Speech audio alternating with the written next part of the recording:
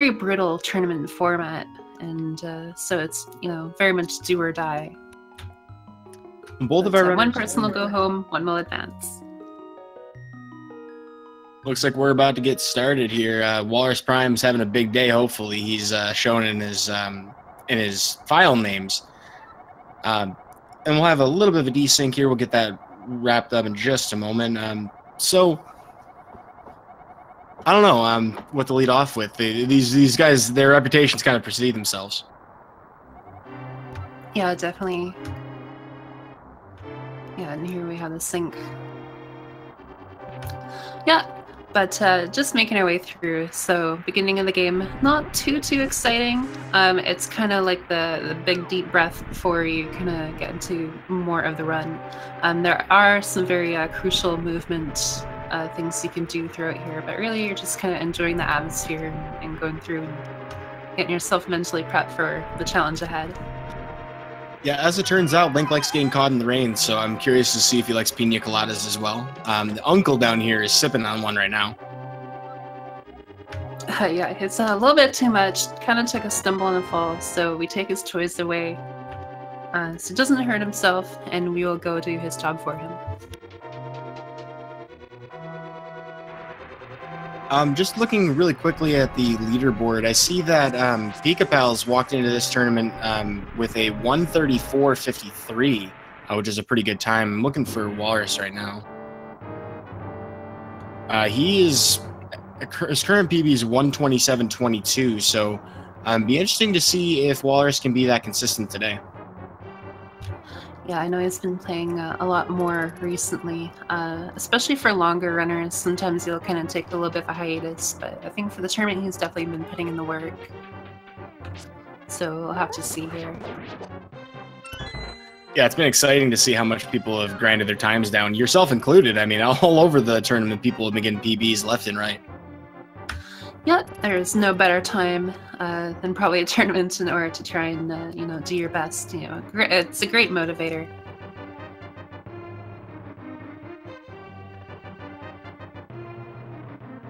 Coming up ahead, though, besides some RNG patrol patterns, we're not going to see much that's different between our runners. Looks like they both handled the green guard exactly the same way.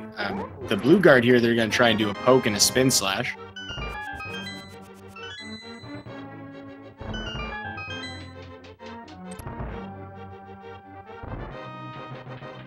We may see some divergence between the two of them for how they deal with the ball and chain guard ahead, though. The fastest, traditionally, strat is to just do 8 slashes. You could throw some pots as well if you're feeling a little bit, I don't know, like a projectile projectile user, which Link is. But they're both going to opt for the 8 slash. Yeah, the 2 pots isn't that much slower, but it is slower. So, of course, in the speedrun, you know, we try to go fast, and both going for the slashes. You gotta go fast. Yeah, definitely. For those of you guys just tuning in, no, this is not randomizer. This is the No Major Glitches tournament. So, you know, you're going to be seeing everything in its original state. Interestingly enough, well, it's 1.0 state. This is the Japanese 1.0 version for most of the runners in the tournament. But interestingly enough, we're back in sync. Yeah, what is randomized, though, is a lot of the RNGs and some of the drops. We do know the prize packs, like where we can get drops and stuff from, but what I mean is a large part of the game has to do with the little bit of routing, like your arrow count, your rupee count, things like that. Sometimes there might be extra arrows that you can find or extra rupees that will allow you to forego some later, and then sometimes, you know, you are a little bit starved and you need to find some backups. Walrus taking some damage here. Escape isn't too dangerous, but you know, the ball and chain guard is probably the most dangerous part of escape, but you still do need to be a little bit careful. Should they get the Sanctuary Heart at the very end, they will get a full health refill, and there are some heart pots on the way should you choose to go for them. Yeah, the first convenient one's going to be right behind this mantle. The first room, there will be a heart directly underneath the pot as they head towards the stairs. That's probably going to be the most likely place Walrus would pick one up. He may opt to just not bother at all, though. There is about a half a second you can save in the Sanctuary by having 1 heart or less.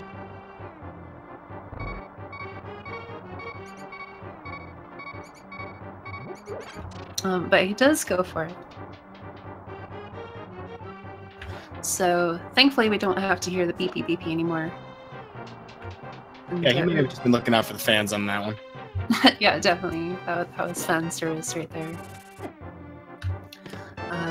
Pikapal having a little bit of a worse RNG pattern. Rollos had a good one, but decided to throw a boomerang just to be extra safe. Yeah, with a little bit of stutter stepping, we're right back in sync again. So, like, with the RNG here in Escape, usually it's not too severe, but sometimes, you know, your reaction just ends up making it worse. We got a key rat here, though. Walrus Prime appears to have... Uh-oh, he missed. So Pikapals had the Northwest key rat, but his key rat was faster because he didn't miss the boomerang on the wrong one. He actually slashed the correct rat the first time. Looks like both of these runners are going to be able to get a sub 6-minute escape if everything looks good in these next 2 rooms. Yeah, about sub 6 is what you aim for. Going down from there, it tends to be a much more exceptional escape. A lot of the time, loss is more minor in escape, but it's really easy to have it. As we can see, these rats are somewhat rude. And they're loaded. They tend to have a lot of rupees, but we're not trying to pick up our rupees from there. No, definitely. We do need 110 over the course of the run, but there are many opportunities to get rupees, so for the time being, the runners are not going to go out of their way to get any extra. Yeah, so speaking of the things you were talking about earlier, the drops, you know, they're not going to be angry about catching rupees that are in their way. There are some rupees that'll make it a little easier to save some time later. Most runners of this caliber will take the tree pole rupees for their Palace of Darkness routing. But we'll talk more about that when we get to it. But they will be trying to find favorable drops. There will be arrow drops and bomb drops that could be helpful for them throughout the run. Yeah, definitely. A big part of the game is movement.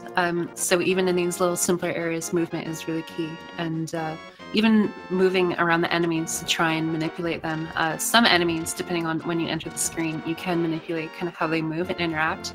You saw it with that green guard on the Sanctuary screen, where they didn't go too low into the transition so that the guard would be moving in a particular way. And here too in Eastern, there is one guard that they will kind of be, you know, in a sense, spawning a little bit late in order to facilitate some better movement. But really a big key to the speedrun in general is movement. Clean movement, not nudging, and yeah, just trying to avoid it and mitigate risk. Yeah, nudges, bumps, and bonks, all things that runners have to be very careful about. But it looks like they were both able to avoid the blue guard without even having to bother to boomerang. Nice time save there. Yeah, exactly. You can tell if the runners got it if they did not have to boomerang or interact with that guard whatsoever. I have another nice instance of RNG here. These cannonballs, if they don't have to weave too much, they're basically getting the best RNG possible. Yeah, definitely. The nice thing about Eastern too is that while we will be taking a damage boost later, there are some heart pots, like that one right there. It's only a tiny little bit slower to get it. Wow, both of our runners actually having minor kerfuffles in the Stalfos room, syncing back up yet again. That was kind of interesting to see. The great thing about Sync is not only is it kind of visually appealing, but you can really see how little things, little movements and decisions can really affect things. You see both of them, you know, going for the arrow pot, but they're just a tiny little bit off from one another. Just that tiny little movement was enough to show, you know, that little bit of an impact. Yeah, and those safety arrows, you know, it's kind of a gamble. We have certain prize pack drops that we might end up expecting to see. Actually, a 5 drop right there from the Stalfos. But usually from Igor's later on in the dungeon, you would want to have at least 18 for the Armos Knights, but any more that we can have is just going to make Desert easier. We have a damage boost coming up, though. This is nice. Yeah, probably the scariest part of Eastern right here. Just if you happen to mess it up, you can eat up a lot of time. But both runners came through very nicely. And the very nice thing that Nintendo did for us is they put 2 heart refills directly below it. So if you do mess it up, there is a chance to recover. Might take some time, though. Yeah, definitely. And then, of course, you have to use the bubble to do the damage boost instead. And so there's just a lot It's yucky.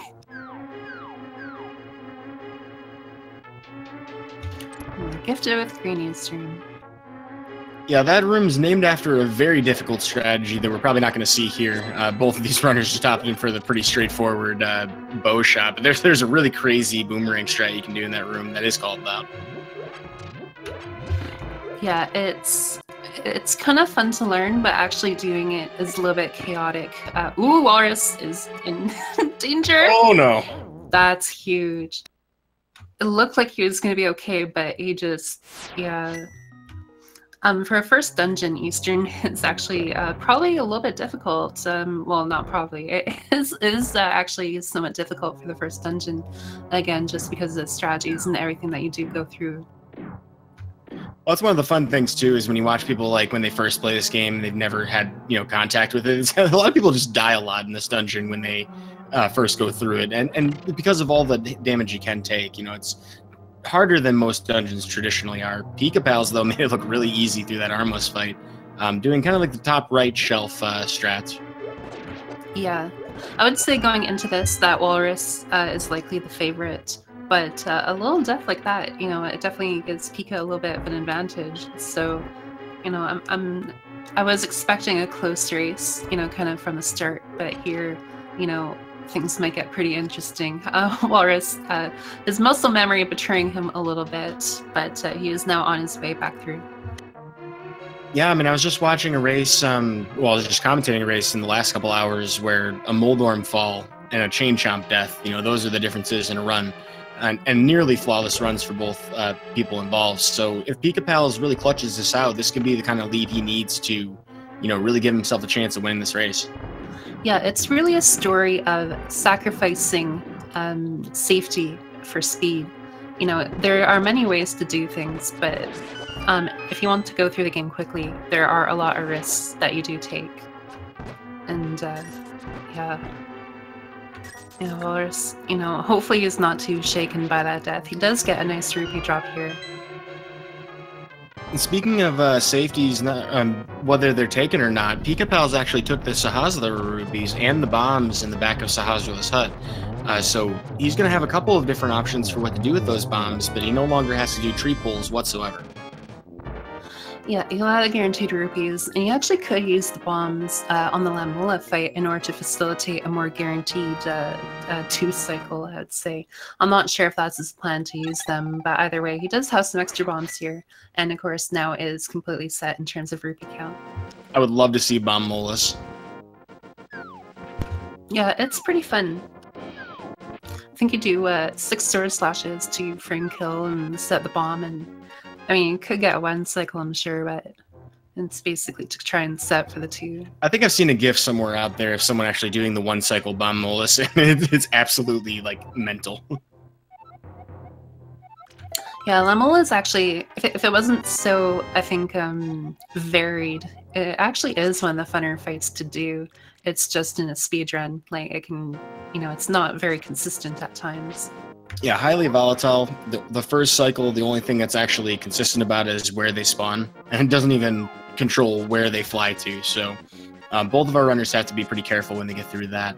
But so Walrus Prime has made it out of Eastern. He did not go to the back of Sahasra's hut. He will be pulling trees later. He's got to pick up his book, Pikapals, with a pretty hefty advantage early on, making his way to the desert already. Yeah, again, Eastern can be a little bit dangerous right off the start for the speedrun.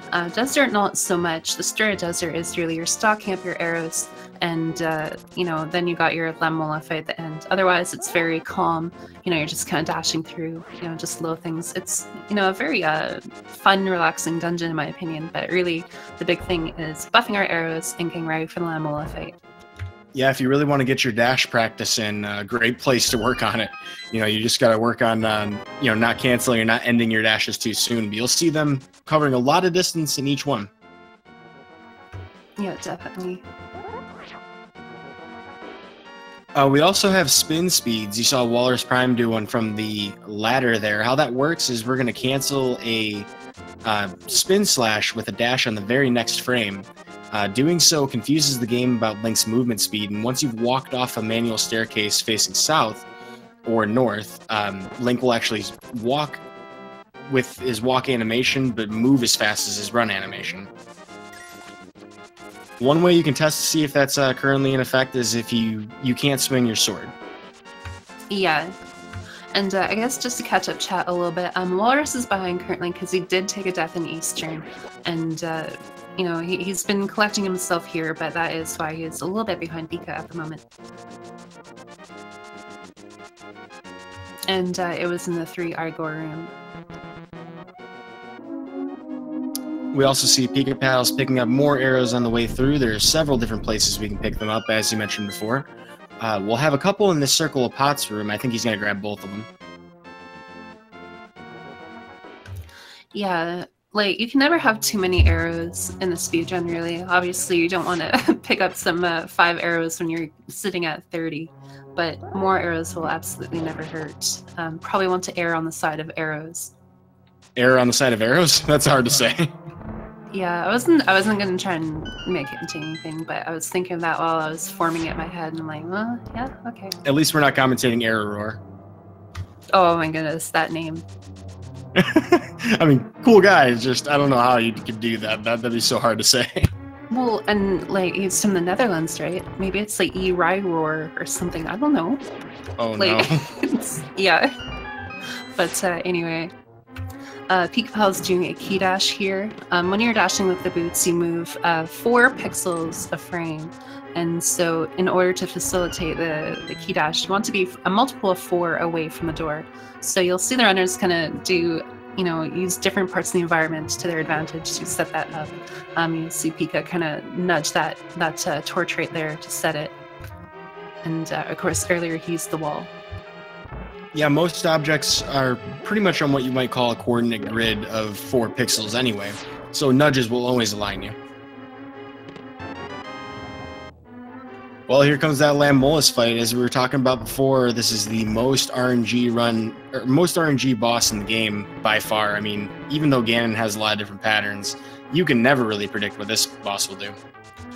It's very much a skill boss. There are some RNG to it, but you have to, like, you can't really, past the initial, you don't really have a setup. You just have to watch where the worm goes and kind of, you know, move, have your positioning from there. 3 cycle, I'd probably say, is average for a good fight.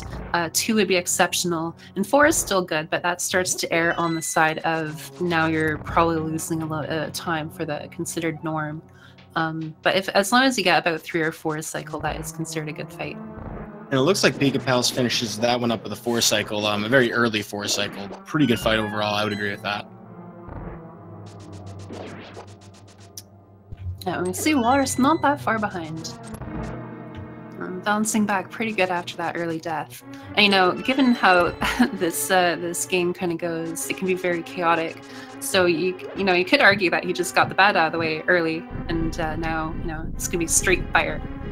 Sometimes you just gotta, like, roll out of the wrong side of the bed to have a big day. Makes sense to me. Yeah, exactly. You stub your toe in the morning, but then you find somebody, I don't know. Well, Walrus Prime hoping to get a very fast fight here. Ideally, if you can, you know, get a good first phase, or first cycle, you're gonna get like 2 arrows in each one. That's kind of best. But wow, this is looking really good. Yeah, the key is to spread out your damage. You don't want to put all your time into killing one worm and then you're like, hey, like, one's down. It's like, yeah, one's down, but now you have to add like 2 or 3 more cycles to try and get some of the other worms. Well, that 2 cycle is going to give him a lot of time back against Pikapals. I mean, that's 2 less cycles. That's insane. Yeah, no, he's a very good player, and like I said, bouncing back very good after Eastern. You know, things like that can happen to anyone, and like I said, straight fire. I mean, straight fire from here on out. Not a problem, no worries. Well, speaking of fire, we will have an opportunity to use our lamp yet again in Tower of Hera, and we're using it right now on Pikapal's screen to get this old man Greenham back up the mountain. Yeah. We did see on the Pikapals screen, but Walrus now about to do the same fake flippers that Pika did. One bad Buzz Blob RNG, but then one good one. That was a really nice fake flipper right there. Wait, is that the name of them? Buzz Blob? Yeah. Today I learned. And then I think when you powder them, they become Cukemans. I think I knew that one, but okay, that makes sense. Walrus Prime had to be very careful there to avoid a fake flipper soft lock. As it turns out, when we confuse the game about what state links in, we do like a screen transition and the game bypasses its check for flippers. If you do get hit, though, it doesn't know where to put link, and so it'll infinitely scroll the screen and soft lock the game. So Walrus had to be very careful to avoid damage there, but he emerges unscathed. Be really funny if someone got hit and then they just found up in the houlihan room. Like that was just the default go-to do not pass go kind of room. So get sniped in the water and all of a sudden you're in the rupee room. That'd be pretty I have to imagine that'd be the funniest way to find it. Well, it went soft lock, and then you could possibly reroute from around the sanctuary area, which would be kind of neat, but yeah. Tall room for Pikapals. The big thing in this room is that you only want to hit the switch. You don't want to hit the switch multiple times because the entire game, well, the game won't freeze, but the timer in the room will freeze for a little bit. So you can hit the switch early in here and then not have to hit it in the next room. But the key is that it's scripted, and the only way you'd lose time is by hitting the switch more times than necessary. Yeah, so some people will attempt to do something like a boom dash to try and get some invincibility frames, kind of for swag, but you're right, it actually is a little bit slower than just simply doing what we're seeing on Pikapal's screen. And of course, you can kill that last one a little early. Ooh, he misses the boomerang there, just to get the door to open a little faster.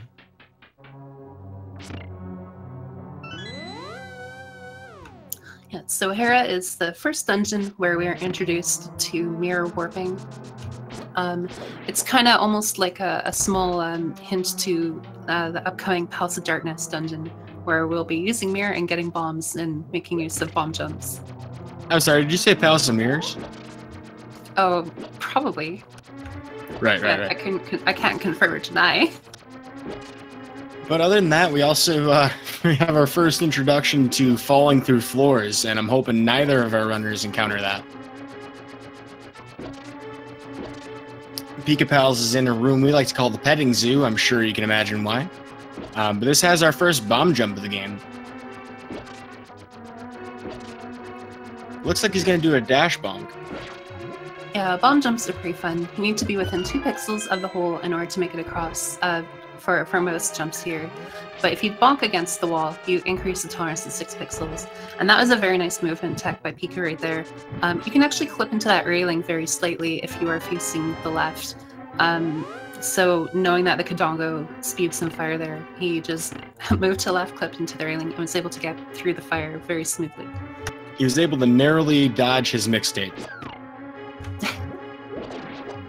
And as for bumpers, it's really only the yellow X that you have to watch for in terms of the hitbox. So you're able to go right through them. You can dash or walk or do whatever you like. In speedrun, you have boots, so we choose to dash. Looks like Pikapals is working on the Moldy Dorm. Moldorm here takes 6 hits with the sword, and after the 5th one, he speeds up dramatically. Very easy to fall off at this point, so he's got to be very careful to not get smashed off the edge. Looks like he finishes it up, though. Yeah, no Think Dorn today. Which is fantastic. It's a big time loss. Yeah, I mean, see Walrus 2 clipping into the railing. Slashing your sword it makes it simpler to keep your keep the direction that Link is facing. And so hopefully no Think Dorm for Walrus right here. Yeah, the worst case scenario that can happen, I mean, if you fall on the outside, it's just 1 floor, but the middle floor, or the middle hole will take you down 2 floors, so that's the one that you really got to avoid. Yeah, definitely. I mean, I don't think players typically choose which hole they fall into, kind of like when you see a car with a baby on board, you're not really planning on crashing into them. But should you fall, you do not want to go into the middle if you can avoid it. Good point. Yeah, I couldn't have put that any better. Next time I see a car that has that bumper sticker, I'll remember this race. Well, Pikapals doesn't have to stop for tree rupees, so I was almost going to false start on that one. But we'll see Walrus Prime in a moment when he comes down the mountain. Just to kind of explain tree pulls, there's 3 different tiers of it. If you kill 1 to 3 enemies, you're going to get green rupees when you pull the tree. As it turns out, money does grow on trees here in Hyrule. Well, gems, I guess. If you kill 4 enemies since your last tree pull and you've taken damage, you get 4 blue rupees. And then after you've reset it, if you kill 4 enemies, take no damage, your next pull will be red rupees. So he's going to do both of those pulls to make sure that he has enough for Palace of Darkness. You know, it just occurred to me that they kind of reused the mechanic a little bit in the Oracle series, where you have the Gacha Seed, and you can like slay enemies, and the enemy count goes to your reward. But yeah, that's absolutely true. So it's very important for the runners here that they don't take damage. If they take damage, they need to reset the tree in order to try and get to the next pack. There are some backups they can do, and of course Pika already has his rupees, so it's irrelevant for him in this scenario. But looks like Pikapals will be picking up the mushroom. Whether or not that's going to be for powder or fake powder remains to be seen. But he gets to skip right past that other tree pull. Did you say it was Gossip Stones in Oracle Seasons? No, sorry, it was Gacha Seeds. Gotcha. Okay, I haven't actually played it, so I'm going to go back and check that out. Gotcha. Yeah, but Pikapals comes from Rando, so no stranger to fake powder. I would not be surprised if he only opted for the fake powder. I can't believe you got me with that one. Like that was a great pun. Well, so Pikapals walking into Hyrule Castle here, about to make his attempt on Aghanim. Looks like Walrus Prime is skipping the mushroom, which also gives him an opportunity to do a quick menu skip later when he uses his last bomb. Pikapals has taken some damage, though. He's not going to have sword beams available to him. He should be serving up Din Din here in the Gold Guard room. Yeah, there is a backup strat that you can do without sword beams, but of course, you know, arrows are very much coveted. So even if you don't know it, you're still saving, you know, quite a few arrows.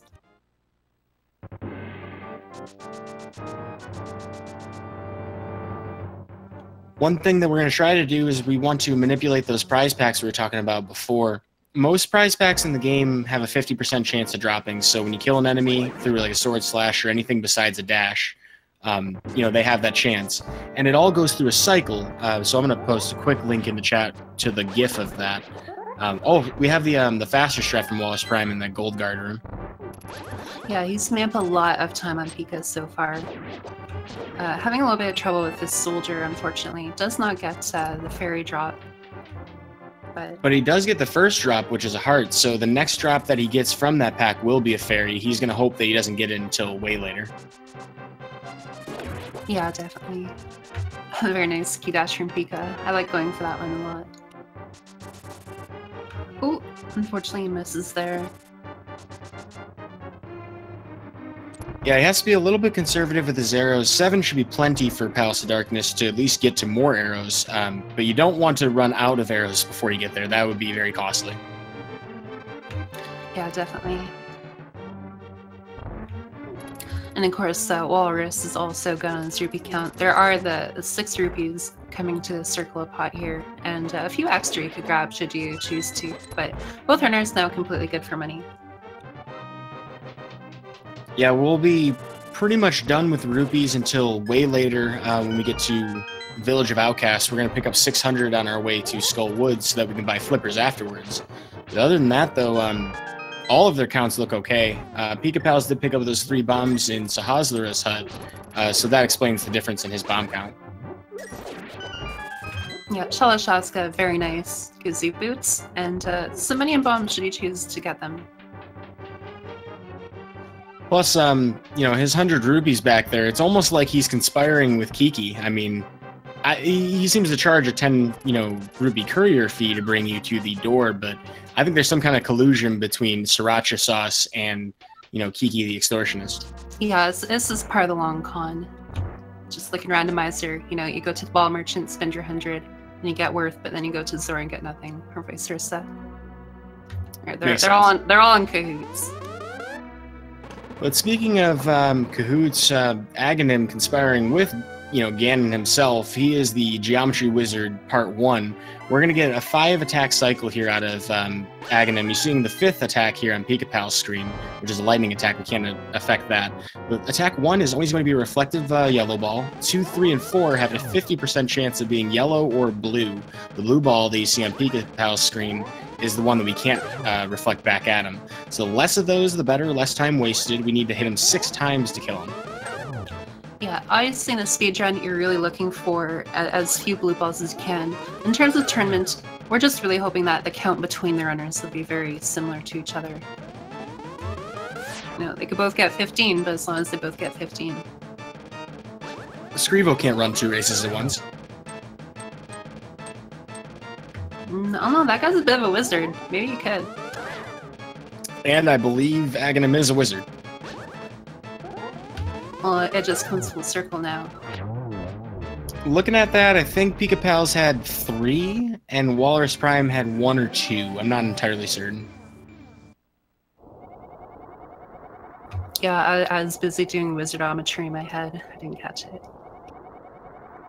But both of our runners in the Dark World, just south of 31 minutes. Pretty straightforward Light World. They may have been hoping for a little better than that. But it's always nice to see them in the same tech smash going into the Dark World. Aghanim is some of the roughest RNG to deal with in the game. Not because it's difficult to deal with, but because you can't do anything to prevent it. Yeah, definitely. But yeah, we can see Walrus now only just a screen or 2 behind Pika. He has made up a tremendous amount of time. Might actually see them basically sync up within pod here.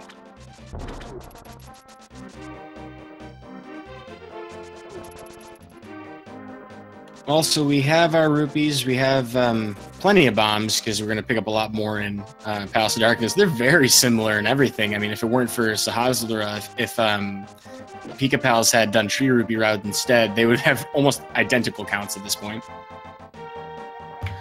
Yeah, and he can save a little bit of time here, skipping the bomb pot. It's kind of unfortunate given the placement of it. It's almost like, well, why would you skip it? So he might just pick them up anyway. But yeah, both runners doing a little shimmy with Kiki there. Kiki is pretty slow, so we scoot the monkey closer to the door so that he jumps out quicker and hits the switch. Yep, he does go and take that bomb. Interesting. That one would have been easier to skip. The ones in the center hub. They're kind of in the way almost. So right, and we're going to mirror so much that we're probably going through there several times anyway. Yeah, he does get them too. Well, extra bombs never hurt, I suppose.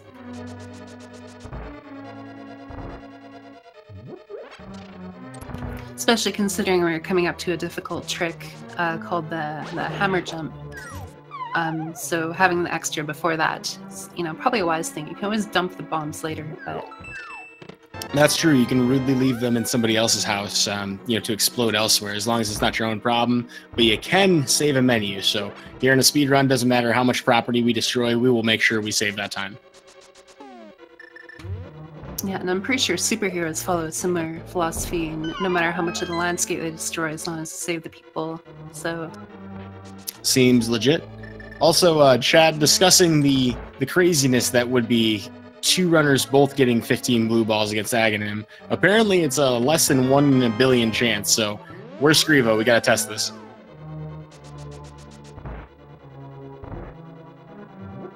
Speaking of hammer yumps, though, Pikapals is running right towards it, so we briefly mentioned it. It's a time save that allows us to avoid most of the dark maze.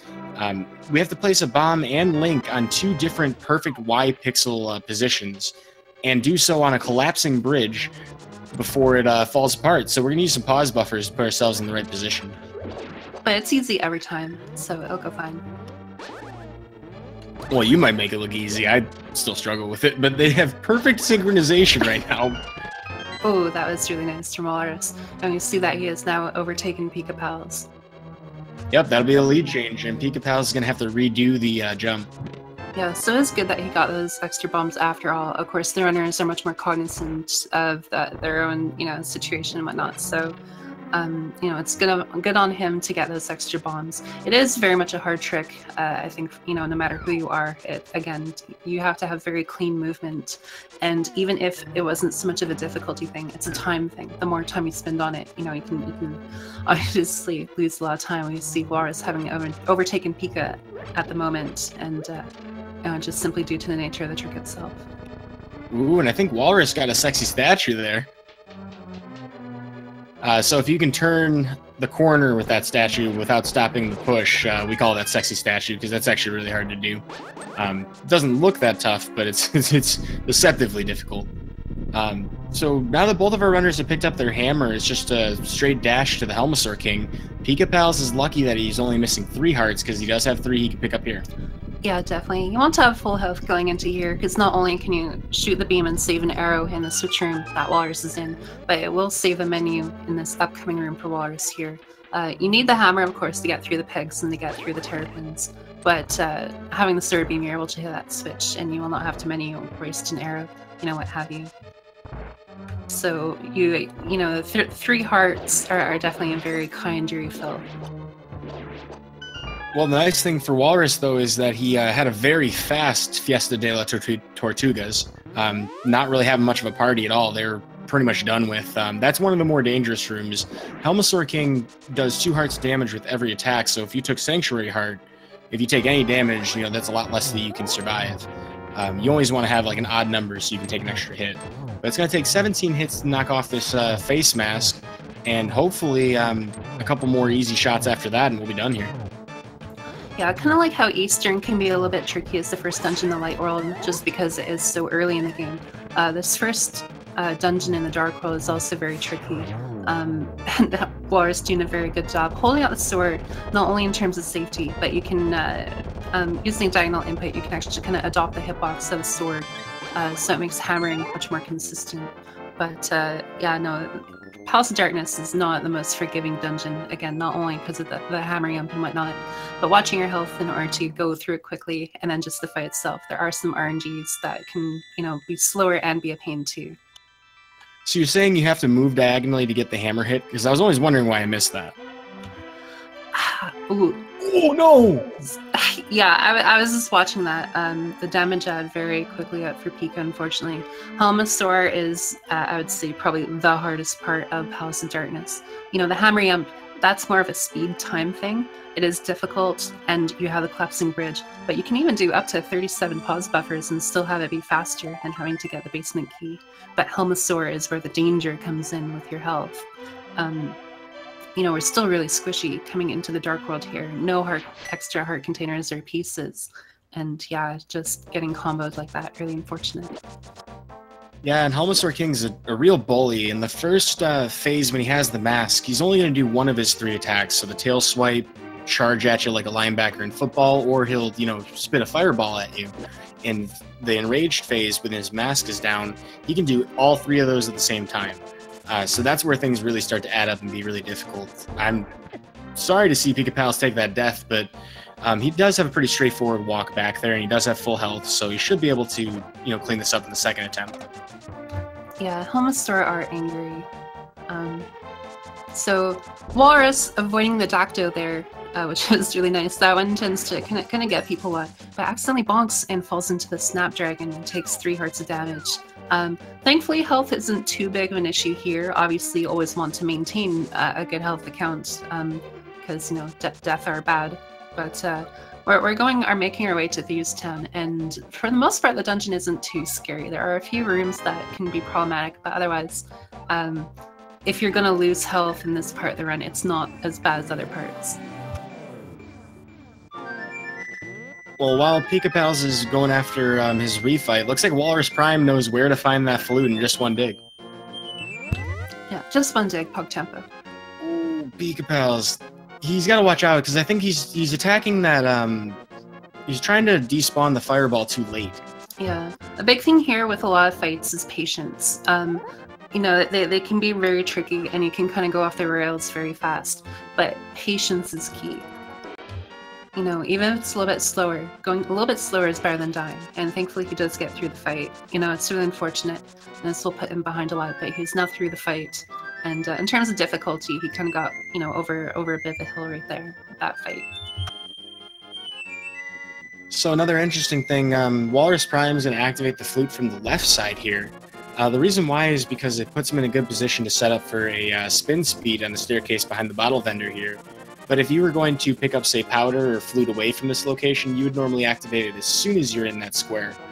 So Walrus Prime, I'm wondering, do you think he's going to grab any apples on his way through? Looks like it, yeah. Although it was kind of hard to tell. Like, that's the option select. Oh, I bonked to get the apples, clearly, TE. No, I'm not sure, it's a little ambiguous, but we'll say that that was 200 IQ routing, getting the apples, getting the health refill, calculated.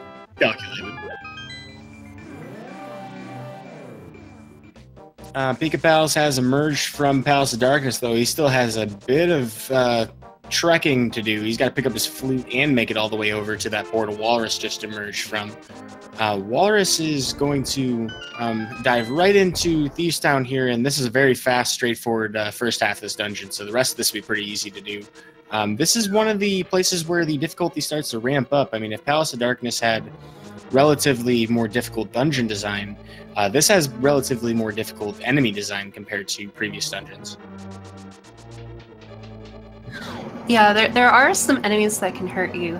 For the most part, you can dodge them. Again, there's only a few screens where it can really hit you, but there are some heart containers. If you get powder, there are some places to use powder. Ooh, that was very nice awareness from Walrus right there to take out the Zazak. Ooh, and King Snipe there, yeah. But like the boss fight can be scripted, and a lot of other things can kind of follow almost a similar script. But yeah, you still want to be careful. There is a heart in that container. He will not have the heart on the way out before the boss, but... Yeah, that's the tough thing about not taking these safeties. You know, some of these dungeons are way more punishing than others, and this dungeon, Thieves Town... Oh, does he get the God Pixel? Oh, the God Pixel! Walrus Prime. I'm sorry, I'm speechless. Oh, that's okay. Take 5. You're good. Yeah, I heard if you get to the God Pixel, the Cactus Stash, and the Fin Stash, that you just basically destroy the space-time continuum. And, you know, get world record. Something, something. My head right now is just like... Yeah, got the galaxy brain thing kind of going on. Exactly that. You knew the meme. We see Pikapals now rising for the Hyrulean national anthem himself. And he will have his swag deck. Looks like I'm not the only one excited. Mutsky and Chad pointing out that there's a bottle of champagne in store here if Walrus Prime can pull off a fence dash. I'm hoping Pikapals can show us a nice hellway there, because that God Pixel got me so amped. I'm so excited right now. Yeah, told you, it's gonna be straight fire. Right from the get-go.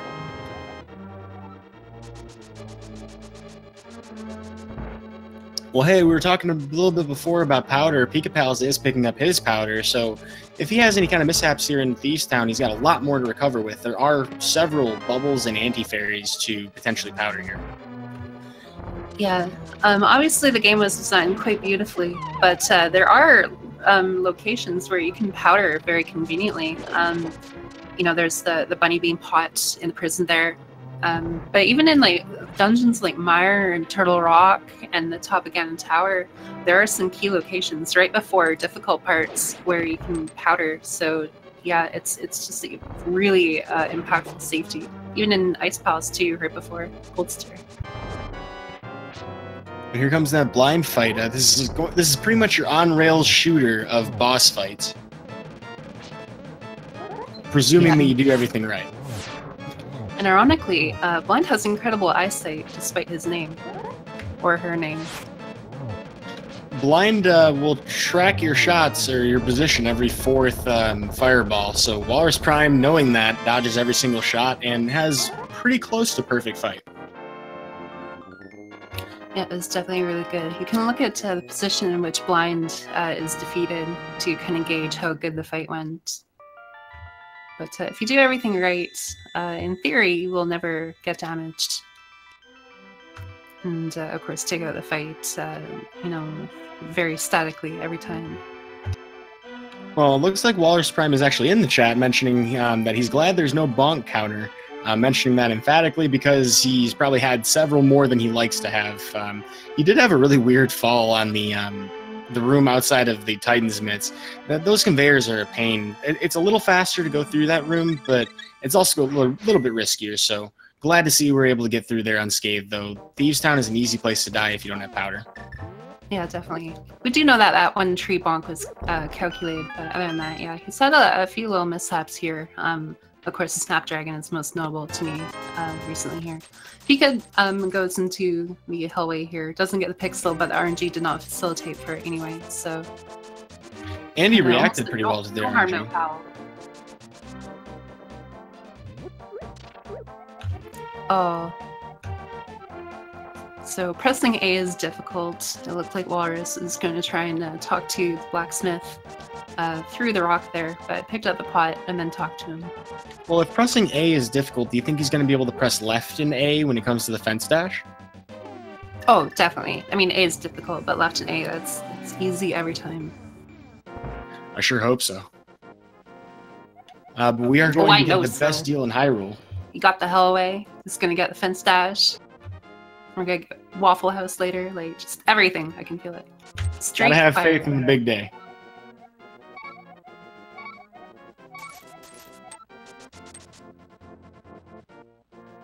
Also, the 10 rupees we pay for this blacksmith, relatively inexpensive. The nice thing about our rupee routing is that, you know, even if we didn't pick up any rupee drops in the entire game, we just had enough for Palace of Darkness, you know, to get through. The 600 rupees we pick up here in Village of Outcasts would definitely be enough no matter what. So we're never going to have to hurt for rupees for the rest of the game. Yeah, definitely. Now, hold your breath. Ladies and gentlemen, what will Walrus do? He gets the fence dash. Oh! And the crowd goes wild. Chat, go wild.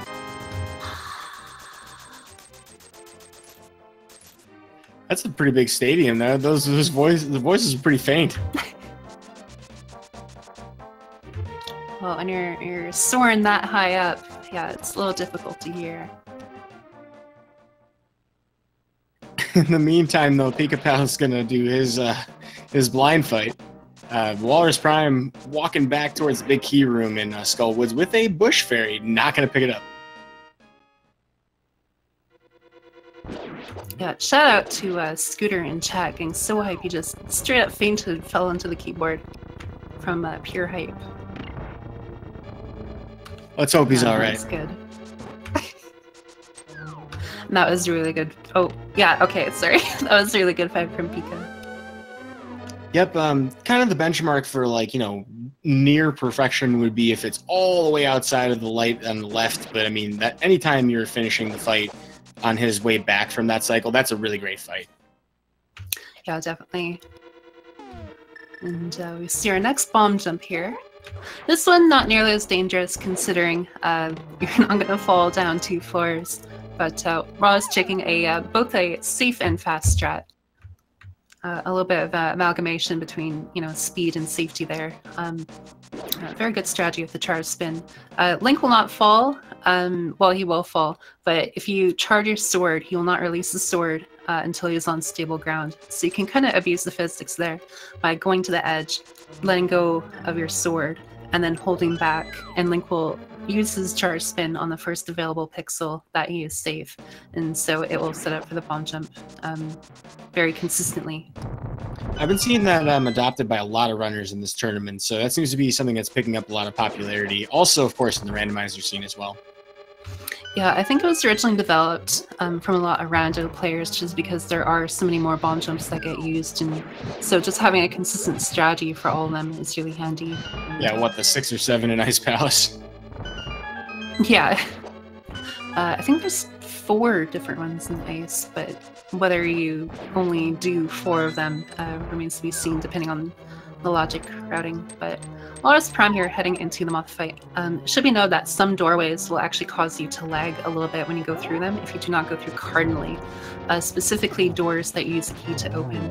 But as Walrus melts the moth, the reason why I mention it is because that one doorway is one time in the speedrun you probably want to have the lag frames because it'll allow you to perfectly time walking by the spike trap.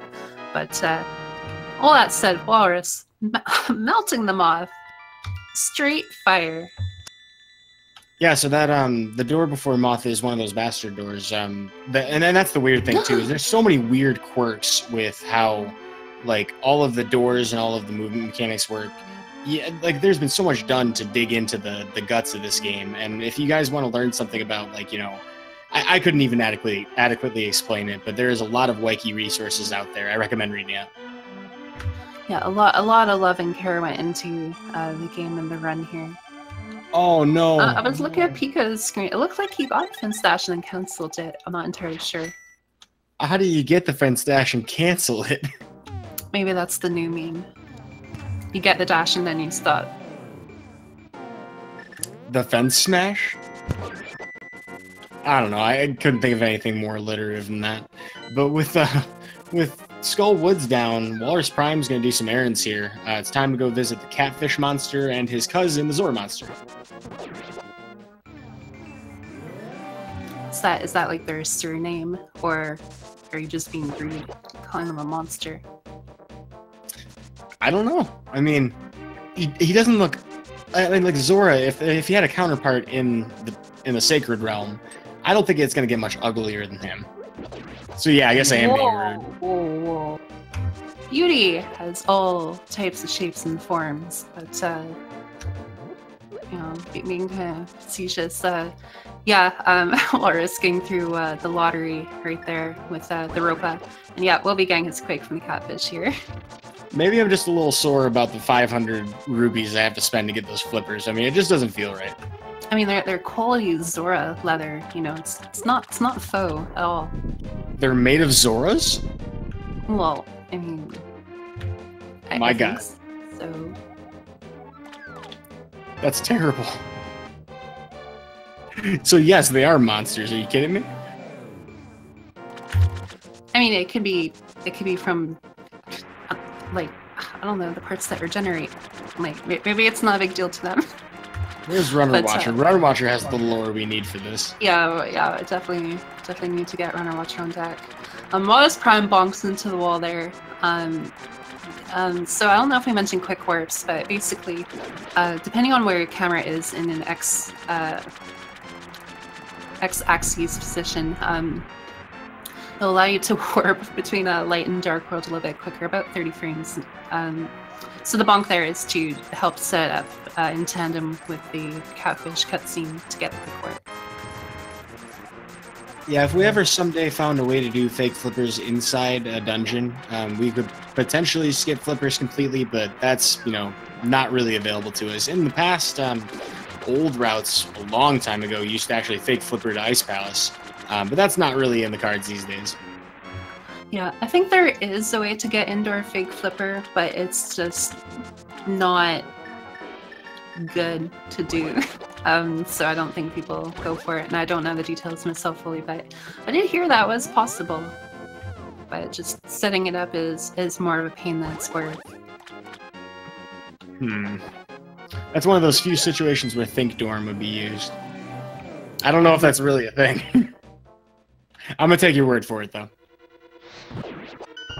Yeah, Spear was mentioning it the other day. That's kind of why I bring it up. But either way, Pikapals goes through Mothula, so very good fight from him. And Walrus Prime now heading into Ice Palace.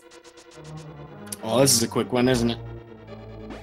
Yeah, it's a really fun one too. Lots of little different speed tech that you can do in here. Yo, shout out to Super Scottish, who seems to show up whenever we have like an unanswerable question in commentary. Yeah, definitely. Some very knowledgeable people. So, of course, if you are interested in any additional information, don't be shy or afraid. Some very, very knowledgeable people in mind.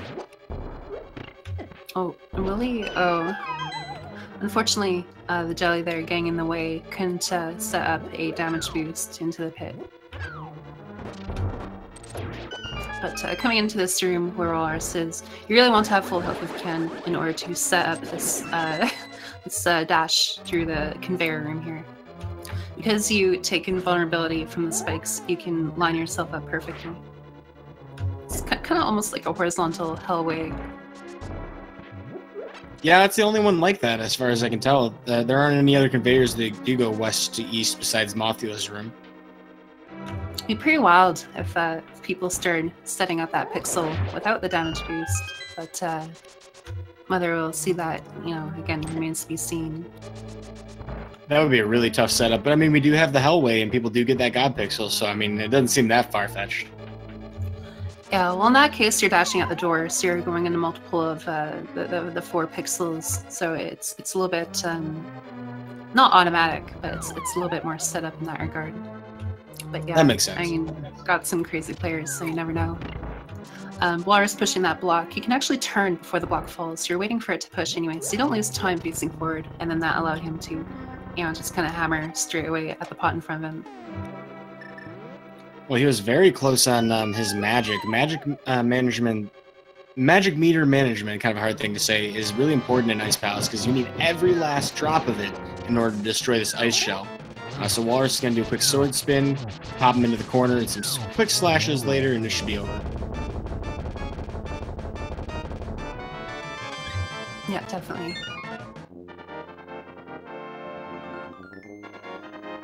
So relief to see him get through that. That's one of the most, you know, punishing bosses to die to in this entire run. Most people, if they were to, because they need magic to get back into the boss, they would just go to Swamp Palace afterwards. Yeah, definitely. And I do see kind of a comment in chat. There are various safeties and different routes you can do within the run. Normally, players will skip the blue mail. And so because of that, a lot of dungeons in the future can be quite difficult. You can get red mail near the end of the run. It's only a few screens to go to, and the game does not have progressive logic where you get a mail and it goes to the next color. It would just be straight from the green to the red mail. So there are things as a new player that you can do, but typically, especially in the tournament at this level, you will not see the players get too many safeties. Again, something like a sink heart or a powder would be a little bit more common, but anything else would be a little more unusual. Yeah, a lot of people, instead of trying to get the blue mail, would be more likely to default to bottles, extra fairies, maybe a bug net, even potions, all of which would be a little easier and less time intensive to get. Yeah, definitely. The blue mail would take several minutes, and those minutes you could spend on all the aforementioned, and you would still even be saving more time than the blue mail. We see Walrus going to Swamp here. So after all those hard, difficult dungeons, Swamp, the number 2 in the vanilla game, coming up. It's kind of, I think you were mentioning it earlier, kind of like the Death by 1,000 Paper Cuts dungeon. Things don't really do a lot of damage to you here, but it's really easy to lose a lot of time and to have a lot of enemies get in your way. And so the damage can add up, but really it's just a little time loss. You can be going through and thinking things are fine, but you just end up losing a ton in here. And, you know, if you get careless about it, those 1,000 paper cuts might lead you to get, you know, I'm trying to think of like a clever name for, or a clever way to say Argus. He's basically the captain, the pirate captain of the seas. I mean, he's got one eye. His name's Argus. I mean, it's pretty obvious, right? Yeah. But he can do quite a lot of damage if you're not careful. Something. But, yeah, sorry.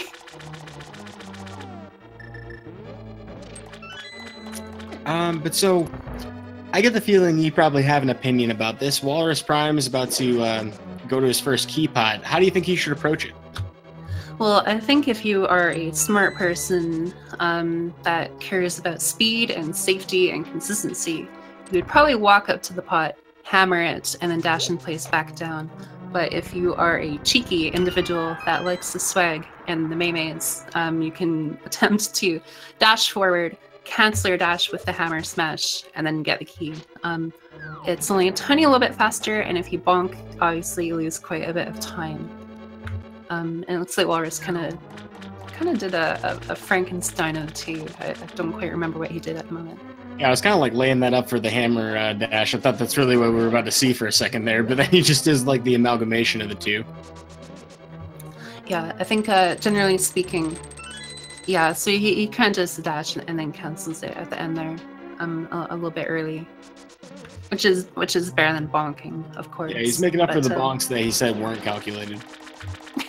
But we all know they were all calculated. At least the one with the tree was. Yeah, definitely. Walking up to the pot is actually again a very fast and consistent safe strategy. So, you know, you'll kind of see that. But the beauty of this game is that people can, you know, kind of express themselves in a lot of different ways. Obviously, with how optimized the game is, you see a lot of similarity between runners, but there is still some freedom of expression in choice situations. And so even just getting, you know, the key under that pot is something a player can leave up to their own preference.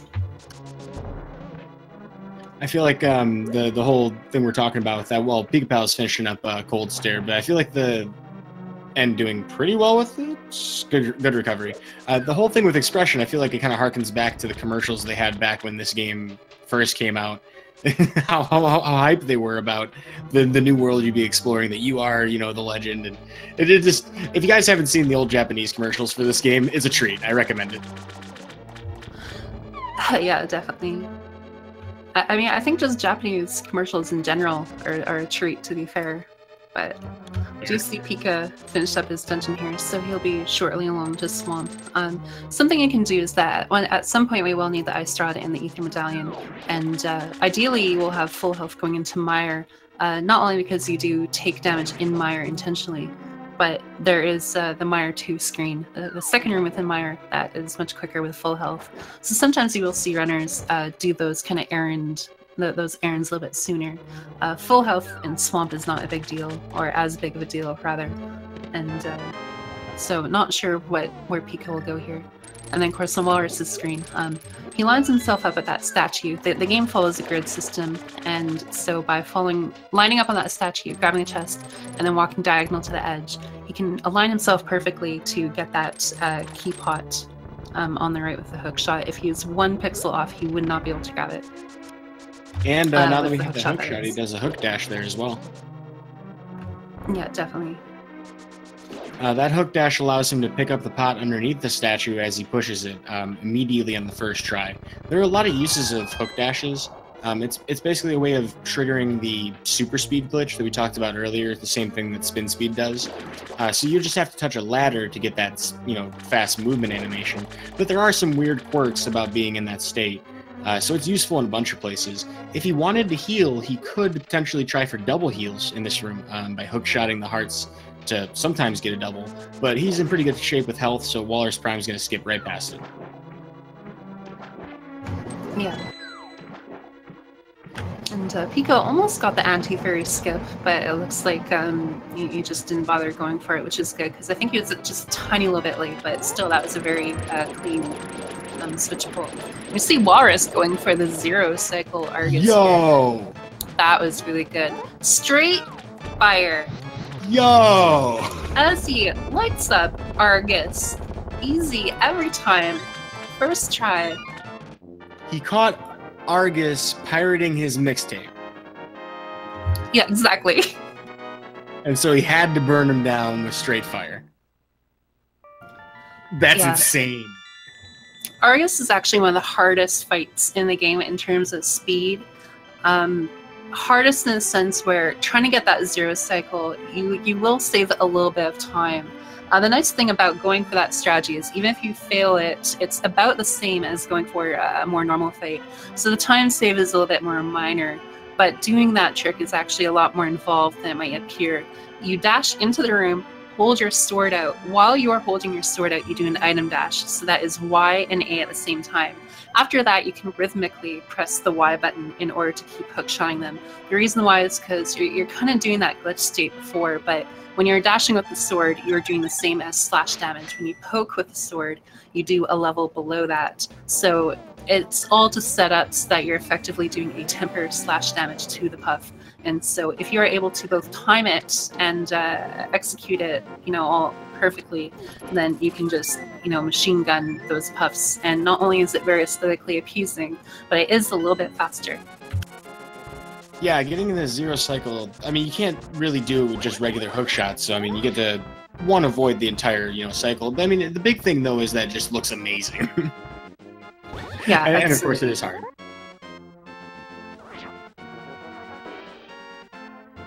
All right, so I'm floored. Sorry? No, go ahead. I'm just stunned. I was just going to say, we now see Owl Walrus doing the previously mentioned errands. Again, we do need the Ether Medallion in order to enter Mire, and we will need the Ice Rod in order to finish Turtle Rock.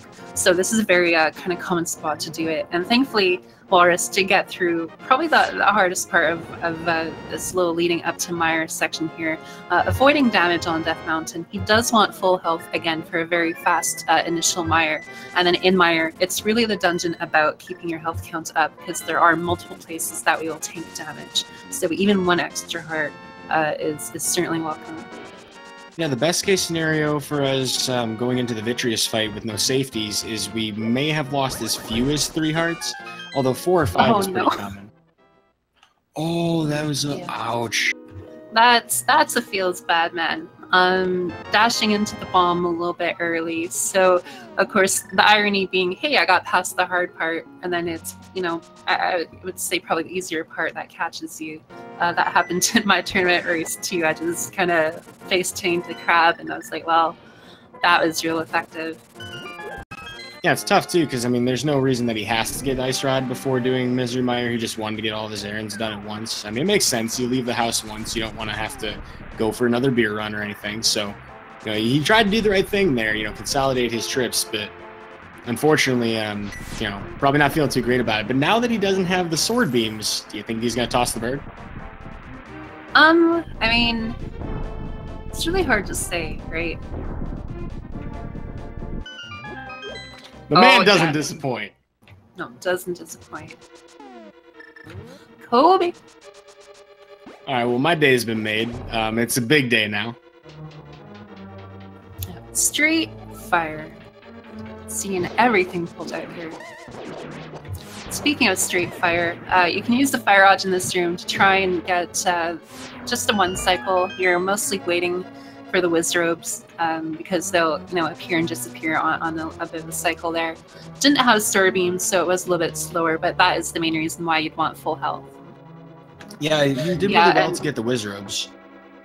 Yeah, and we did mention it at the start of the race, but Walrus Prime is known for that bird toss. So of course, him kind of representing it here. Yeah, he is the progenitor of it. He found himself in a weird position once in a race. Just happened to have accidentally had the bird in the way. He didn't know what to do with it. And he's like, okay, I'm just gonna toss it. Yeah, definitely. In that one big room in Mire, there is a fireball that will attempt to snipe you. And Walrus, unfortunately, did kind of get hit in the shins there, decides to walk it off and just go through the door. Yeah, health is really important. He's still okay for health, but you do need to be careful. There is a spike room where there will be, the tankings of damages. And then for Vitreous, we want to go in with at least 7 hearts into the fight if we can. So there are a couple of hearts that we can pick up. Not much, though. It's pretty barren from here all the way to Vitreous. So you're absolutely right. Walrus Prime has to be very careful not to take any extra health damage here. Now, there are some safety strats you can do against Vitreous, but a 0 cycle would really round out this fantastic run we're seeing here.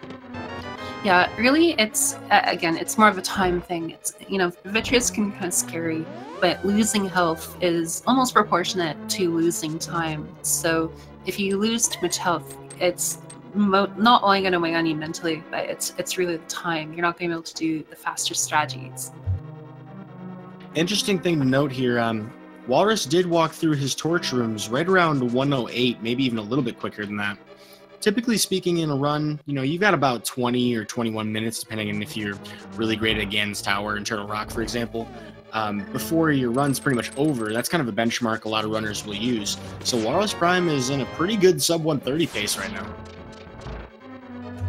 Yeah, definitely. Especially considering the early death, he is, you know, just kind of tighten things up really well here, and of course putting on a very good show. And not to be outdone either, you know, Pikapals not too far behind here. He did take a more costly death to Helmasaur, but is, you know, keeping very good pace himself here, shortly about to get his Ether Medallion. Yeah, his run's no slouch at all. Despite that difference, you know, there's still pretty much a few different ways that, you know, Pikapals could recover from this. We know that Walrus Prime, you know, is at least one extra heart down right now. Let's just say something happens with Vitreous or, you know, with Turtle Rock, or even an overworld death. All kinds of things could give Pikapals a great chance and opportunity to get back into this. So his persistence in running this, you know, not giving up on it, is really paying off here. He's still potentially in this. Yeah, definitely. It's a very chaotic run, and of course, you don't want to see anything bad happen to the runners. But you know, just part of, I think, almost the entertainment of the run too is just how you know, dangerous, explosive it can be. So, you know, there's still a lot of wiggle room left in terms of the run. You know, it could still, in Pika's case, it can still turn around.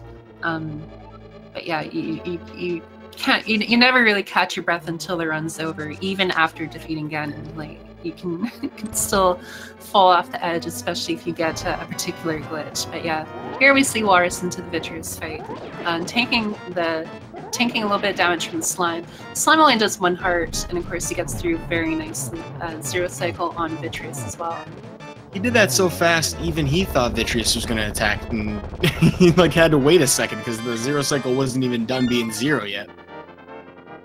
Yeah, his perception of time and space was altered due to getting the Fence Dash earlier, so shot the arrow prematurely, but that's okay, we take those. Yeah, and at this point, his arrow count is a little less relevant. We're not going to need really any for Turtle Rock. We'll definitely pick up a couple of extra because we're going to need 18 for Ice Armos, and then another 8 for the Mimics afterwards. But beyond that, we're pretty much done with our arrows. Yeah. It's more so just a straight shot. Go to the mountain, go to a rock, and then we'll be going to the tower. But this is where, you know, it just becomes a lot more of a gauntlet going through. Pika having a little issue in this Mire room here, unfortunately. Very low in health. Yeah, it can be deceptively scary.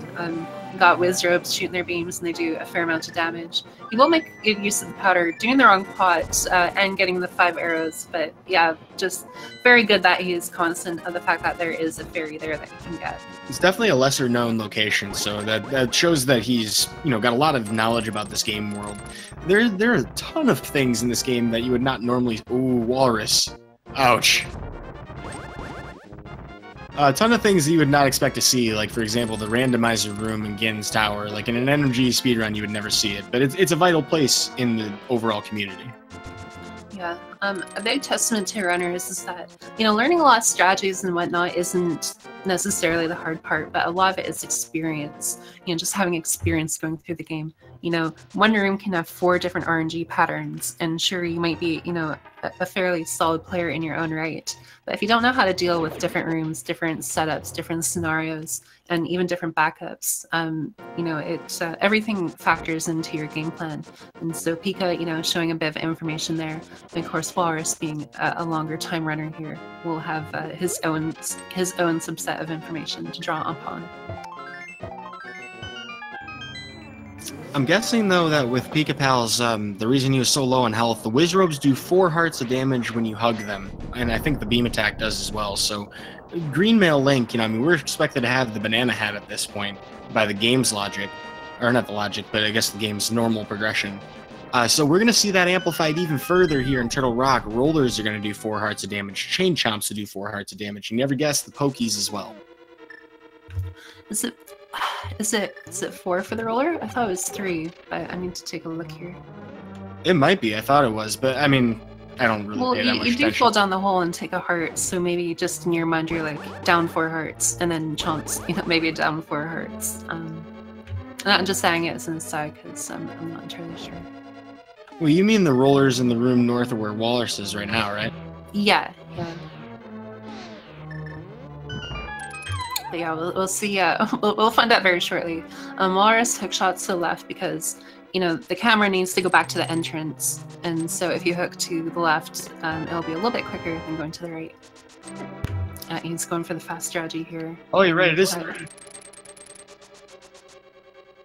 Today I learned. I mean, there's so many numbers and stuff about the game. It can be hard to track. I just brought it to attention because, I wasn't entirely. It made me call it into question myself. Well, hey, I mean, I'm glad I learned something. That's really what it is. The more you play, the more you go through. The more you learn. That's a big thing with how it plays into experience. And Walrus is not having some kind chance today. He gets through only taking one hit there, thankfully. But yeah, those chomps are deadly. They're a very cool enemy placed in a very uncool room. Yeah, that can't be good for the chomps. I mean, they can't go anywhere. There's no walk. I guess you don't walk a chain chomp, but unless it's like Super Mario Sunshine. Now, did you ever see the fairy drop for Walrus Prime? I didn't see it in the room before chain chomps. No, I don't think he got the fairy. So you could have one here, and that would be a lucky place to get one. Luck in my speedrun? No such drop for us today. There's still 2 more that you could potentially get them from that enemy prize pack, and a few other places.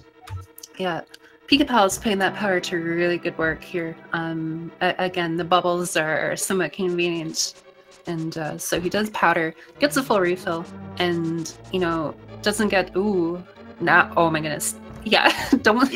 The lightning is very much random, and it can go to it's kind of like stand. It just kind of gets everywhere, but he is free from the scary zap lightning here, as Walrus does now get his fairy and a full magic. Wow, what a drop! Yeah, it's definitely good. Double Hokuboku or Pokeroom there. There are 16 RNG patterns. And, so it, again, if you're looking at the run, you're like, oh, this looks, fairly straightforward. And at times it is, but at times it really isn't. There's a lot of little subtleties to it, but that makes it a really fun game to learn. And again, that's where the experience really comes into play. Well, with, oh, that's rough. But with the nice drops he's getting and everything that he has, he's pretty well equipped to take care of Trinex at this point. Really just trying to avoid any unnecessary damage, taking at least a couple from these fire bars. Kind of bad timing with that fall. But in good shape nonetheless. Pikapals is going to head right out to Turtle Rock as well. He's already done all of his errands and shopping. So should be hot in his heels, about half a dungeon or so, maybe 3/4 of a dungeon behind. Yeah, definitely. And we say goodbye to the Hard Hat Beetle as he is banned to the Shadow Realm, and Walrus now makes his way to the Trinex fight here. A big important thing is making sure that you don't miss your magic shots, and of course you don't take any unnecessary hugs from the boss here, because green mail, things are painful here. Yeah, you got that right.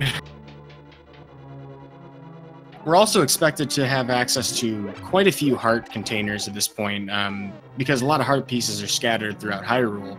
So it's not unusual to face this boss in the vanilla game with like 15, 16 hearts. We're going to do it with less mail, less equipment. You could actually have Gold Sword at this point as well. Yeah, that was a very tight dash cancel there. Walrus going for a bit of a backdoor strategy. You can attack from the front or behind, but the recoil from the sword will push you back quite a ways. So if you do go behind, you're able to get an extra slash in. This is a tiny little bit quicker.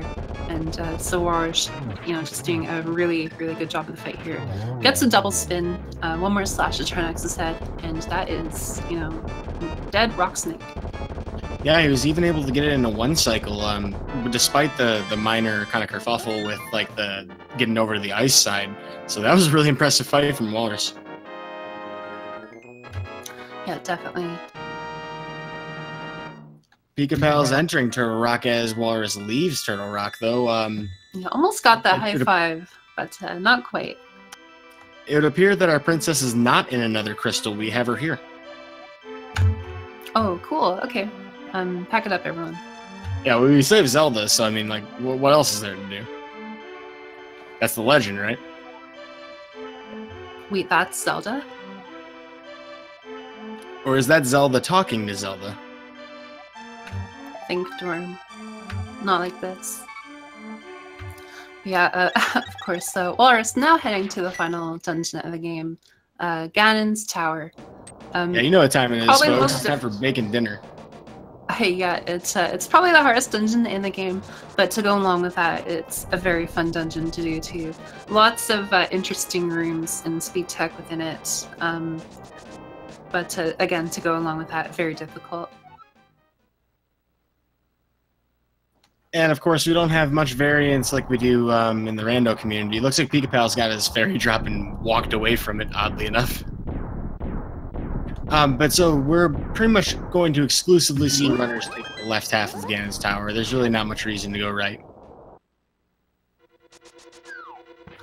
Yeah, definitely. I was just watching Pikapals there. It started to look a little dicey for him, but thankfully, when you do get past the chain jump room, you are rewarded with a lot of bubble enemies that you can, happily powder. So for him, any immediate danger is now gone. Picks up extra 5 arrows here. We will see, arrows still being very much required here. This tower, RS taking a little bit of fall.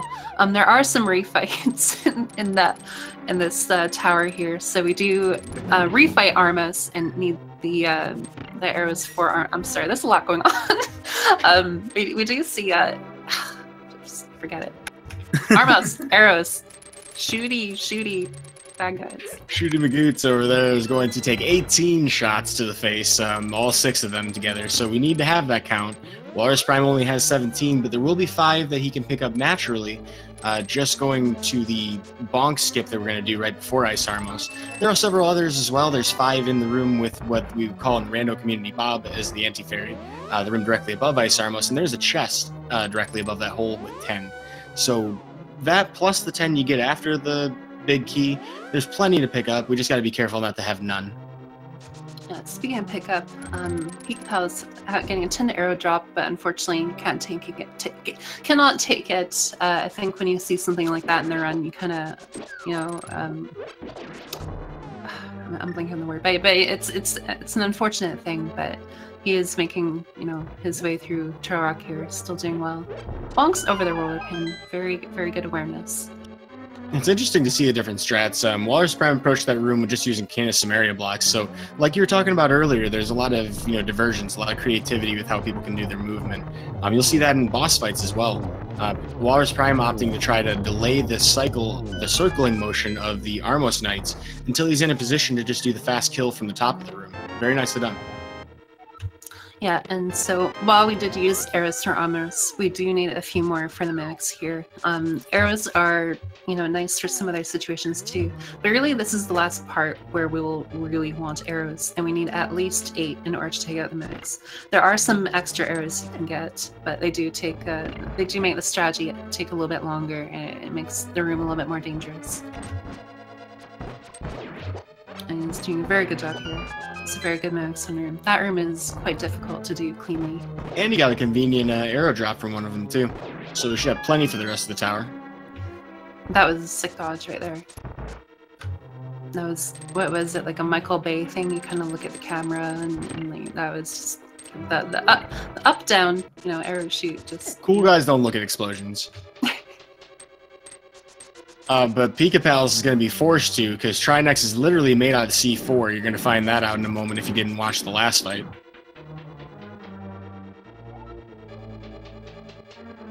Some really nice dodges to get those last hits in. It's still going to be a 2-cycle, but avoided a lot of damage there. Yeah, definitely. These 5 rooms that Walrus is in are colloquially referred to as the Gauntlet. The game kind of starts to throw a little bit of everything at you. So, you got conveyors, you got spikes, you got spikes and conveyors, spikes, conveyors, and layers, oh my, and then ice, which everyone loves. And then you just top it all off with more ice. I don't have a tongue twister that can compare to that. But we do have a Sandy Worm coming up here in the next room, or 3 of them actually. Walrus Prime's got a refight against Lamolus, we like to call it Lamolus 2, getting some short hops all over the place. That's dirty. That's nasty. That sucks. But he gets the 2-cycle anyway. Gotta admire his perseverance, because I would have like thrown my controller at the screen after that. That's like the worst possible RNG for that fight. But so Walrus Prime using great use of Canis Samaria to take out these Wizrobes. You see the same thing in the next room, which is a little harder because it's got a moving conveyor belt, but if you set it down right, easy peasy. Yeah, basically the rooms that the Canis Samaria was designed for, just place that block and you're able to take out all the Wizrobes very quickly. I think the first room might actually be mentioned as a strategy in the player guide, but don't quote me on that one. I always grew up using Ether. Yeah, the Ether does reveal the hidden platforms there, so it does make sense. And, oh, this is really bad. This is really bad. I think he has enough with the other picture. Yeah, he'll have enough, but the story to this room is that magic is really important. If you lose magic in this tower, it is a massive time loss. Not to kind of pour salt in any wounds, but I think it was Cypher during a run many years ago actually ran out of magic and torches on a very strong. Yeah, the rest of the run was very strong, especially for its time. But thankfully Walrus does make it through. Just that's the last little bit that you need magic, and getting magic anywhere else isn't really a thing past that one extra pot that he got. And he even gets to use his last bomb, so that's all taken care of. He's going to pick up a full magic refill here in this room. He also needs to get the key. Yeah, thankfully a lot of the danger is now over in terms of the tower here. It's really just the Mold Armory fight, which incidentally got easier given the layout and the fact that you have a stronger sword. So whereas all the refights got a tiny little bit harder, the Mold Arm actually got easier. And after this, it's really just Aga 2 and then Ganon. I'm also getting word in chat that Pikapals had a gold on Turtle Rock by over a minute, or almost a minute. That's phenomenal. I mean, he is having a fantastic run. I mean, this currently puts him on pace for a PB. I think his PB is 134. He could have a newer one. Well, if you consider the fact that I had a death to Helmasaur, yeah, it's really it's definitely a really good run. Yeah. Oh, look at that triple! Craigasm. And he was almost set up for another one, but Aga RNG kind of screwed him on that one. Yeah, oh, that was so close. Yeah, really what you're looking for is, in terms of Aga 2, a 2-cycle is RNG dependent, but it's the absolute quickest you can do Aga 2. So typically you look for a 3-cycle. If you get a 3-cycle, that's a good Aga 2 fight. Anything else might be an issue with the RNG, as well as, just like it costs a little bit of time. Aga still has the 50-50 blue ball on his cycles there. So 4 cycles is still really good. But with that, Walrus Prime will walk right down the hole to Ganon. This is it, folks. Yeah, Ganon has 4 phases. The first one will take 12 temper slashes, second one 12 temper slashes, third one 4 temper slashes, and then because we do not have the silver arrows, we need to do 12 charge spins. Oh, that was really nice. He had his sword charged and used the hook shot to get the iframes, but he didn't lose the sword charge. That was the calculated moment they don't see too often. Yeah, it's I think in low percent, like that'd be more of a low percent thing. Just trying to maximize the amount of hits you do, especially there. But very solid strategy. Good enough for the 1-in-1, it looks like. Ooh. Wow, he gets both of the free hits.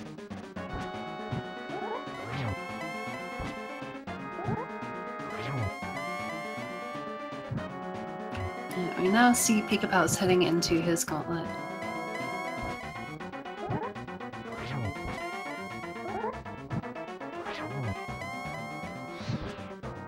He does have a lot of arrows to work with, so if he has any trouble with some of these enemy RNGs, could use that to try and snipe some from across the room. As for Walrus Prime, you see he's using the Fire Rod because he has a lot of magic to work with. This allows him to charge up his sword and use the Fire Rod from a distance, giving him an easier time hitting the Ganon, but that's it. He wraps it up with a nice sub 130. Yeah, definitely. Speaking of easier time, easy! First try, PogChamp, straight fire. Fantastic run from Walrus Prime. A little bit of a hiccup in the beginning, but the experience shows, just completely tighten things up, and that was a very solid run. And he will finish in first place with an SRTV time of 1 hour, 29 minutes, and 19 seconds. What a race. Holy cow. Well, hopefully we can get him in for an interview. I'm sure he feels like he had a big day. Yeah, definitely. That'd be a lot of fun. And of course, Pikapals following shortly behind here. Still, I mean, for him, a fantastic run. Yeah, he's still in good shape to potentially end up with a PB here. He's going to have a really great finish to his gauntlet and tower. But if his Ganon fight's good as well, that could definitely hit the sub 134 mark. Yeah, absolutely. So definitely give Pika your energy, because it's still really solid here. And this is with a Helmless Sword death. Like, obviously it's unfortunate that the time's a little bit padded because of that, but just doing really solid here. You can kind of math out in your head, well, if that hadn't happened, where would you be, and all that, but otherwise, just an incredibly good run. All right, I'm gonna check and see if Walrus is able to join us for an interview. Everybody, please, as Giselle Schaft has mentioned, cheer Pikapals on, doing a fantastic job with this run. Ooh, I think he just spawned the tower. He just spawned the tower. Oh no. Well, definitely give him even more energy, because if you enter those stairs on the same frame that the door is shut, you will despawn the tower. Did you do it on purpose, or? No, that can't have been. I mean, you saw the slashes. I mean, yeah. Oh, that's so brutal. So the reason why this is brutal is you might be going, well, no, you can still hear Moldorm. Well, there's no enemies, like, that makes it easier, right? Well, it would, and if you could hover, you could even get to Aga's room, but Aghanim will not actually spawn, and you cannot finish the tower. Unfortunately, what this means is you have to reset the entire tower. So, huge time loss here. If nothing else, we got a nice little exhibition, and because it was tournament, we do, it's kind of fun to see it, but being on PB pace, like, that's the real unfortunate case here. Yeah, so, definitely show him your love here. And that has happened elsewhere in the tournament. Parisian player actually had that happen in the group stage, which, the key thing to do there, I mean, it might cost you a couple seconds, and it's possible to lose a tie because of that, but I would much rather personally lose, by 1 second on a tie because I didn't despawn the tower than to be in this position. Pikapals, probably contemplating his like decision here. I mean, like, he had an opportunity there. It looks like he forfeited the run, I think. Yeah, that makes sense. You're not fighting for PB, and the race is over, so it makes sense. And of course, Speed Gaming, they got a lot going on, so it completely makes sense. No shame at all to him. It was explained briefly, but to go over it again, when you enter those stairs going up to the torture room, if the door in the previous room closes on the same frame that you enter the stairs, you will despawn all the actors within the tower, and that includes Aga 2. So even if you could hover and get to Aga 2, past Moldorm 2 there, Aghanim will not be there, and of course that will not engage a series of events that leads to getting into the pyramid.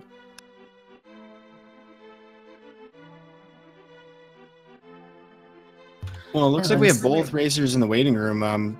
Let's bring them in then.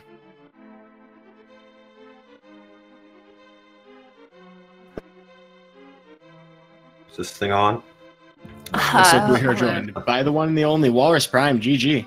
Hey, what's up, guys? Thanks. It was a run. Yeah, definitely. And of course, Pikapals is here too. GG's to you both, and of course that tower incident at the very end. Very kind of you to demo it for all the fans at home. You're a gentleman and a scholar.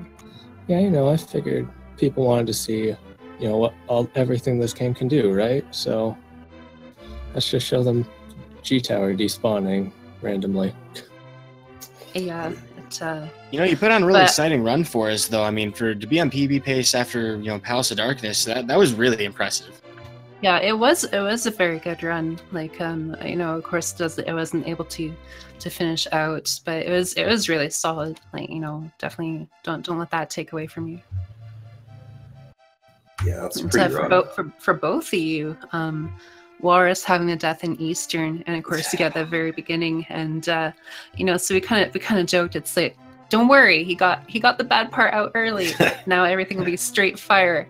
And, it kind of was, though. It was. It really was. Yeah, until I think like Ganon's. Well, Turtle Rock was a bit of a miss. Let me look at my splits. Yeah, T-Rock was kind of iffy, but Ganon's Tower was pretty messy.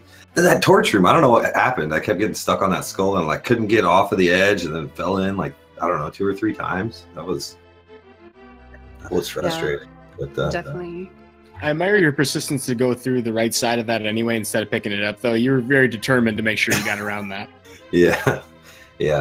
I didn't even think that picking it up was an option. It never even crossed my mind. Oh man, but that death in Eastern, that is exactly why I stopped pumping in that room, because I missed that friggin' switch, and then you get hit, and now it's just a mess. You got both of them coming at you, and you got to try to find the switch. Yeah, definitely. And of course, you know, Pika, you had an unfortunate death in pod there. But if you were to look at the runs for how they're played, you know, just a great job, you know, for both, despite that kind of thing. And, you know, that's kind of almost the nature of the game. It's, you know, very easy to you know, take a death or a time loss like that. You just may not necessarily know where and on which day. Yeah, I was just getting greedy with Helmasaur. And then I got the bad RNG twice in a row. So, you know, looking at it, I think Chad has mentioned that your current PB is like right around 134. Is that right? It's actually a 132 from when I raced against Willard, but I just haven't uploaded it. That makes sense. I mean, based on what we saw today, I think the sub 130 is coming, man. I mean, it really looks like your execution has gotten to that point. I mean, it probably could. I honestly just haven't practiced much at all. Like, I think this is actually my first run since I played against Atox, so I'm not surprised it went south a little bit. You got to get the 130 before Willard does, though. I mean, it's all about pride at this point, right? I don't know. I think Willard's almost there. Yeah, so are you, though. You'll get it. Almost there isn't there. I believe in you, PogChamp. But, and I mean, you do play a lot of rando too, so, you know, in terms of a run, it might have been a while, but there's definitely some transferable, you know, fundamentals there too. Speaking of that, you still have a lot of tournament left in. How are you looking in the other tournament? In the rando one, I'm 4-0, so holy cow, that one's pretty good. Dang, that's really good. I think it goes this to show. One, honestly, I'm happy to make it bracket stage on this one. Oh well, I mean, you're kind of doing it, so yeah, it's good stuff there. I guess coming back to the speedrun here, was there anything that you two were, you know, exceptionally happy with or unhappy with? I mean, aside from maybe the more obvious. Well, I think for me, that 2-cycle landmo, that was my second one today. I got one in the weekly today too. That's right. That was really good. I got like a 5-second gold in desert in the weekly race earlier today, and then back-to-back 2 cycles for me. That's pretty rare. I think I've had a total of like 5 ever. So honestly, I was just happy with my like 4-cycle landmo. That was almost a 3-cycle, but short hops. Yeah, it was an early 4-cycle there, and again, I mean, like to the 4-cycle landmo. I think that's a victory in everyone's book, pretty much. And there were crazy boss fights. I mean, it was just really exciting to watch both of you guys execute some of the things that, you know, like people who are new to the speed run. There are lots of things that they look at and they're like, "There's no way I'll do the 0-cycle viddy. There's no way I'll do, you know, zero." Both of you guys had the 0-cycle viddy, and that was just really incredible to see. Yeah, mine was pretty cool, especially because I went in there with exactly 21 arrows. And, you know, if you only use 8 arrows in that fight, you don't need to pick up the arrows in Turtle Rock. And so when I got all the eyeballs with just my spins, I was like, oh, snap, this is sweet. And then I shot one early and it hit the wall. I said, dang it. Gotta go pick up those arrows. That was your fault for warping space and time by getting the fence dash. So, you know, it happens. Yeah, what was up with that, Pikapals? It looked like you canceled your fence dash. I swore you got it. No, I definitely pretended to go for it and then canceled at the last second. Savage. Trolls. Well, you know, thank you both so much for the run and whatnot. Is there any kind of final word you'd like to leave? Or? Well, I got a couple. Wow. two words. Exactly 2 words. Big day. Let's go. Nice. Those 4. Oh, yeah, I guess it was. Dang. They're good words, though. I'm looking forward to racing. I think Keong, right, is next for me. Yeah, I do believe that's true, Kyung. He's been putting in a ton of work for NMG. He's played a lot of rando, and you know, he's a friend of mine, and just seeing him, you know, develop as a player has been a ton of fun, and kind of lighting a bit of a fire for me. I'm like, man, my friends are all catching up and kind of passing me. I gotta put in the work here. But no, he's definitely improved himself to be very, very strong. So I'm personally, you know, all the races are great, but I'm really looking forward to that one. Well, if you win, and then I think if I get through Keong and you get through Blunt Bunny, we got a match down the pipeline. I'm not. Blunt is a very strong individual. I think it would take for him to have a bad run and from him and a good run from me, but I'm definitely going to try my best to make him sweat. But and you know, I'll never count myself out as a player, but you know, there's a lot of what ifs, and I'll certainly do my best, and you know, I have great respect for him as a runner. Yeah, Blunt Bunny's too good. But Keong, he's according to speedrun.com, and I know that there's like a lot of unverified runs in there, so I'm not sure if it's totally accurate, but he's got a 127.40, and I've got a 127.22, so that should be a close match, competitive. It'll be fun. Absolutely right about that. And folks, there are a lot more exciting races to be had here in the No Major Glitches 2018 Spring Tournament. And it's heating up. It's just going to get even more and more exciting as we start to narrow things down. So my recommendation is if you want to catch all these matches and hopefully catch all the commentary from Giselle Schaft and myself and others as well in the community, follow all the speed gaming channels, 1 through 6. We're going to be all over the place, just trying to keep up with all these matches. And of course, as a reminder, if you liked what you saw, the best way to support these runners, give them a follow as well. They're going to be putting on a lot more entertaining shows for you. And even potentially some randomizer as well. Pikapals is well known for it. Walrus, do you play randomizer? No, I don't. I played a little bit when it first was starting to be a thing, but it's not really my jam. But there's high quality, high caliber play from both of these individuals, and plenty more of that to see from both of them. Yeah, I think next for me after this tournament is a whole bunch of Mega Man X. Oh, snap. Yeah, I like that. You guys are into that, you can come check out my channel soon. Guilty. But yeah, I think that'll be it for us here. I've been Gazelle. Thank you so much to everyone that's put everything together. The racers, giving us the purpose to even have a place to commentate, and of course to my co-commentator here. Give everyone all the follows, all the thank yous, all the appreciatives. Just everything cannot be stated enough. Just want to echo those sentiments, Gazelle. Thanks for joining me for the commentary, and thank you to everybody in Speed Gaming for making this possible. Any other final words for me, folks? I just want to say thanks to you guys for doing the commentary, especially you, Yuto. That's 4 for 4 you've done for me. Every one of my races you've been in. So. And putting in work. That's exciting to watch. Back to back. I saw him on commentary. I'm like, this cannot stand. I need to join him. But thanks for rescuing me. My voice needed a rest. Fair enough. Looking forward to watching it back and listening to you guys comment. Thanks again. Yeah, well, it should be a lot of fun. Thank you so much. Well, I think that'll pretty much close it out for us. So from everybody here at Speed Game, from the No Major Glitches tournament, thank you everybody for tuning in. We'll catch you next time. As far as the Next race coming up on the schedule, we're going to have tomorrow Fricker 22 versus Chaucer. We don't have a channel set up for that yet.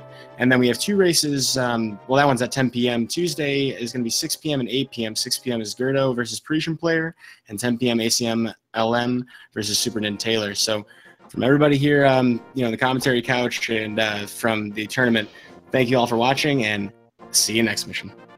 Bye. See ya.